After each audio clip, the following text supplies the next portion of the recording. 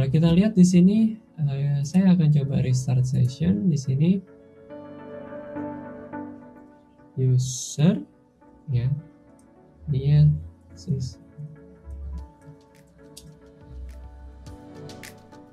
Oke, biasa. Karena kita berhubungan dengan sistem, maka kita memerlukan sudo, ya. Oke, kalau kita lihat di sini, kita berada di run level berapa, ya? Pada saat melakukan eksekusi ini, di sini kita diberitahu bahwa kita berada di run level 5, ya. Kalau kita lihat run level 5 artinya apa? Di sini. Run level 5 adalah full multi-user mode dengan network dan display manager. Networknya terbukti dari mana? Di sini saya melakukan SSH. Ya, ini kan saya menggunakan putih kan, berarti saya melakukan SSH ke dalam konsol saya yang aslinya ada di dalam OPA ini. Ya, itu networknya berarti memang sudah berjalan. Nah, sekarang kita mau coba lihat di sini, ya, dalam run level ini kita bisa lihat kita berada di run level berapa, ya. Dengan cara tadi kita bisa ketikkan run level, lalu kita mau coba lihat default run level kita, atau pada saat komputer nyala, ya, komputer ini nyala, default dari run level kita itu run level berapa, ya. Kita bisa ketikkan systemctl get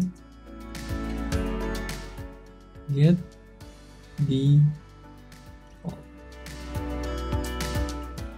Oke, dia bilang di sini graphical target, ya. Jadi di sini dibilang dia adalah graphical target. Kalau kita lihat graphical target di bagian ini, graphical target itu adalah di run level 5, ya, artinya grafiknya bekerja. Coba sekarang kita coba turunkan dia menjadi rescue target, ya. Jadi kalau rescue target kan berarti nggak bisa multi user dan juga nggak ada grafis. Dan kalau kita lihat, kalau run level 1, ya, kalau kita lihat di run level 1 itu benar-benar single user mode. Dia tidak ada network, tidak bisa multi user, tidak ada grafik. Nah, oke, sekarang kita coba. Ya, caranya bisa kalian lihat di sini, yaitu systemctl isolate. Ya, kita ganti di sini bukan multi user target tapi rescue target. Ya. Kita coba systemctl, terus kita coba untuk rescue target, ya, isolate, karena kita mau coba rubah dia single user mode, ya, di satu ini dengan rescue target, ya. Jadi untuk Linux yang cukup baru, berarti yang bisa kita lakukan adalah rescue target. Kita coba di sini rescue target. Oke, kita coba. Oke, nah sekarang kita udah pindah run level nih. Kalau kita lihat di dalam OVA-nya di sini, kita lihat, kita coba run level, ya, dia sudah berubah di dalam run level 1. Nah, berarti otomatis sebenarnya apa yang kita lakukan di sini, ya, kita coba. Oke, kita coba duplicate session, ya. Harusnya kan duplicate session dia menginisialisasi SSH. SSH itu pasti harus lewat network.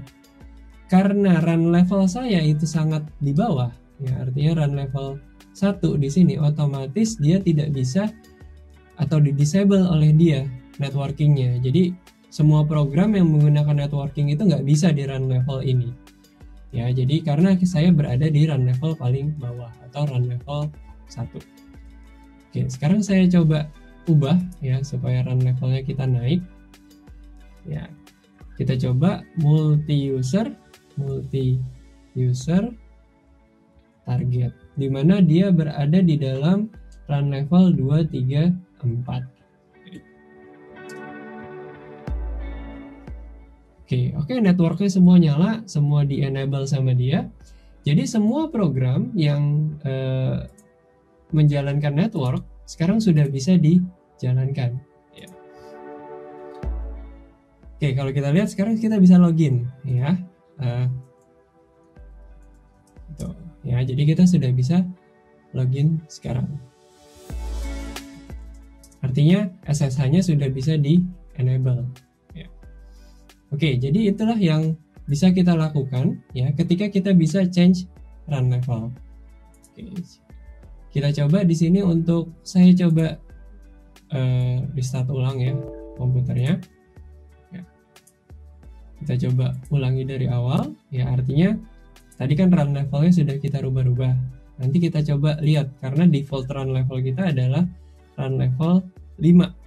Ya, apakah dia masih di dalam run level 5 atau sudah berubah? Karena kita tidak merubah default dari run levelnya. Kalian boleh saja jika ingin eksperimen bisa merubah default multi-user target. Jadi multi-user target karena defaultnya di sini adalah graphical. Oke, kita tunggu sama-sama.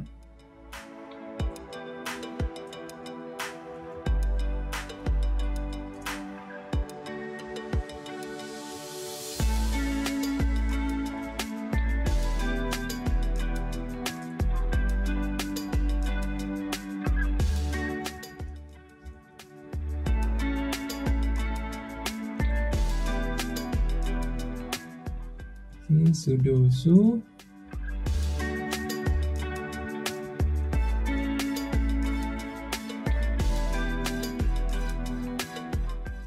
run level ya, dia balik lagi ke run level 5 ya. Kalau kita lihat sistem CTL get default.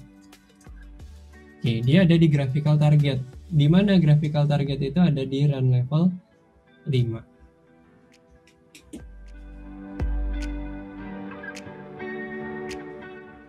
Ya, jadi dengan run level ini sebenarnya kita bisa melakukan pembatasan terhadap sistem kita. Apakah sistem kita akan berjalan dengan networking, ataukah sistem kita hanya berjalan dengan single user saja, atau dengan multi user, atau sistem kita butuh graphical interface. Ya, jadi kita bisa switch between run level tentunya dengan privilege root.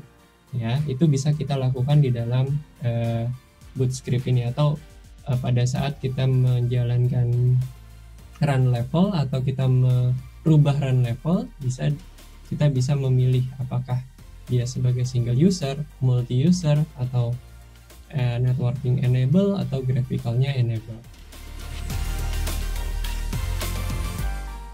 Oke, nah di sana kan ada run level 0 dan run level 1 ya. Jadi ya itu bisa kita define juga ya, kalau kita bilang tel init ya, atau bilang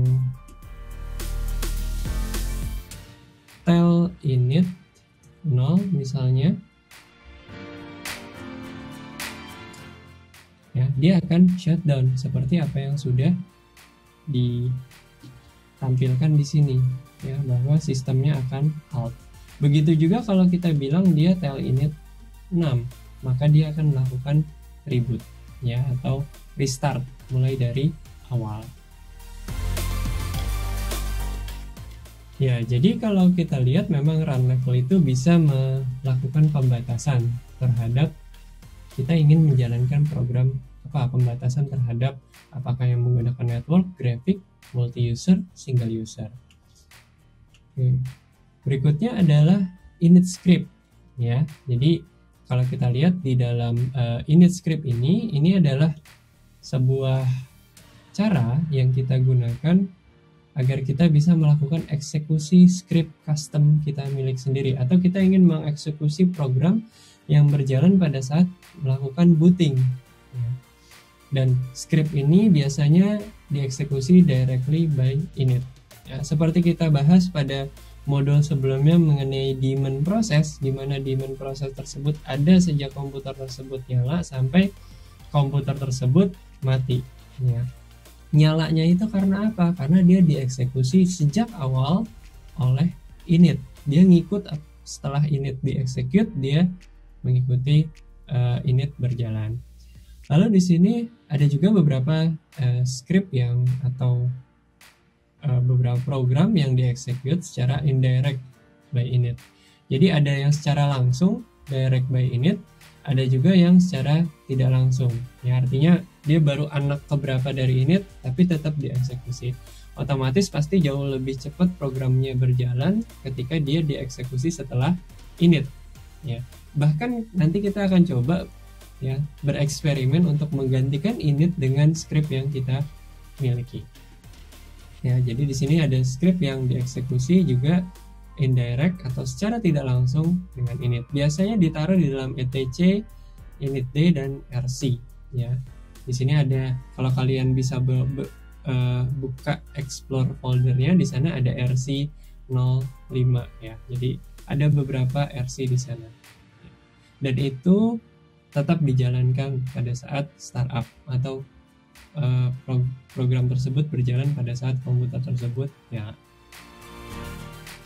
Nah, di sini ada beberapa init script option, ada start, stop, restart, reload, force reload, dan status. Ini adalah beberapa init script option yang bisa kita gunakan. Oke, jadi untuk modul ini mungkin ini penjelasan secara singkat ya bagaimana sebuah init itu berjalan dan apa itu run level. Dan untuk modul selanjutnya kita akan coba bereksperimen ya dengan menggunakan beberapa script di mana script tersebut akan kita eksekusi sejak komputer tersebut nyala sampai komputer tersebut mati. Nanti kita coba beberapa alternatif ya, ada beberapa alternatif untuk mengeksekusi script mulai dari komputer tersebut on sampai komputer tersebut mati. Oke, mudah-mudahan modul ini bermanfaat bagi kalian dan terima kasih atas perhatiannya.